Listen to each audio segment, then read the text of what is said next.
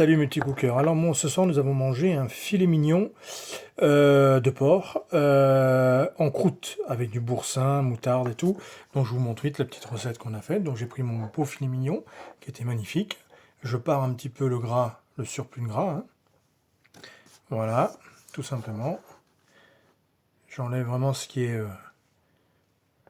visible, hein, mais vous voyez, voilà, il faut quand même qu'il reste un peu de gras, c'est pas grave, et qu'il soit bien dégagé. Donc une fois qu'on a notre filet mignon, voilà, hop, un petit coup là-bas. Et donc là, on va prendre la pâte feuilletée. On prend un rouleau de pâte feuilletée, hein. Ça, vous en avez tous dans votre frigo. On l'étale bien. On y met le filet mignon au milieu. Et là, on va l'assaisonner. Donc là, on va y mettre du sel. Moi, je mets du gros sel de Guérande. Ou de Camargue, hein, bien évidemment. Du poivre, bien poivré. J'aime bien quand c'est bien poivré. Je mets des herbes de Provence.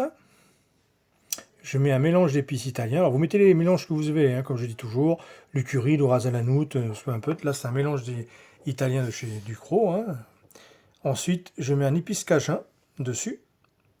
Et là je mets la moutarde. C'est une moutarde douce, hein, c'est pas une moutarde forte. Si vous aimez vraiment ça, vous mettez une moutarde forte, hein, bien sûr, pas de problème.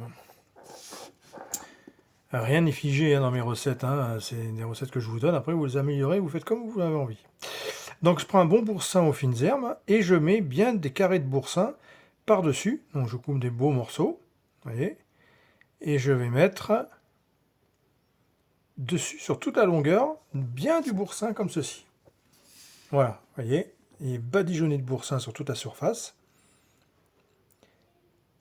Et maintenant, on va le plier. Donc on va d'abord, au bout, pour que ce soit bien enfermé dedans, vous voyez, pour que ça fasse un peu comme une papillote, hein, on l'enferme bien d'abord les deux extrémités, au bout.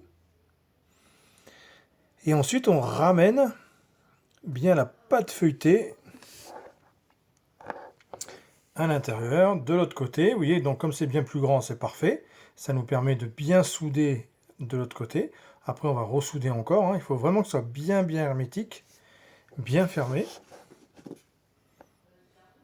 Voilà, vous voyez, on écrase la pâte des deux extrémités, comme ça ferme bien le bout, hein. On a vraiment une étanchéité parfaite. Vous voyez, là, je l'ai retourné, hop, je fais la jointure, hein. Je n'hésite pas à repincer. Voilà, là, comme ça, il est parfaitement machin. Ensuite, je mets sur un papier de cuisson, sur la plaque du four, un jaune d'œuf. Donc là, j'ai pas trouvé mon pinceau, j'étais en panne de pinceau. Donc j'ai pris un sopalin, hein. Vous plongez votre sopalin dans le jaune d'œuf. Et vous badigeonnez bien, que ce soit bien. Pendant cela, vous mettez votre four à 180 degrés. Comme ça, il est four chaud. Vous faites un petit décor comme ça sur les deux côtés. Et vous le mettez une trentaine de minutes à 180 degrés. 30 minutes à 180 degrés. Voilà, allez. Donc voilà, il a passé donc 30 minutes à 180 degrés. Regardez comme il est bien doré, bien joli, il n'y a pas à dire, hein, la dorure au sopalin, hein, ça fait son effet. Donc j'ai mis pas mal de jaune d'œuf, hein, c'est ce qui donne le côté bouillant aussi. Puis c'est une pâte pure beurre. Et là on va le couper en deux, hein, juste pour voir à l'intérieur, mais c'est bien, avec tout le boursin qu'on a mis, la moutarde et tout, il est bien moelleux, il n'est pas du tout sec, et c'est vraiment parfait. Donc allez hop, je vous le montre, voilà. Il est cuit parfaitement, vous voyez, pas surcuit, hein, donc il n'est pas sec, donc c'est ce qu'il faut. Et voilà, avec le mélange de la pâte feuilletée, les petites pommes de terre, nous on fait pommes de terre vapeur avec un petit morceau de beurre et c'est fini. Voilà, merci à vous, à bientôt les petits cookers, ciao et n'oubliez pas de partager un maximum les vidéos. Merci à vous, ciao.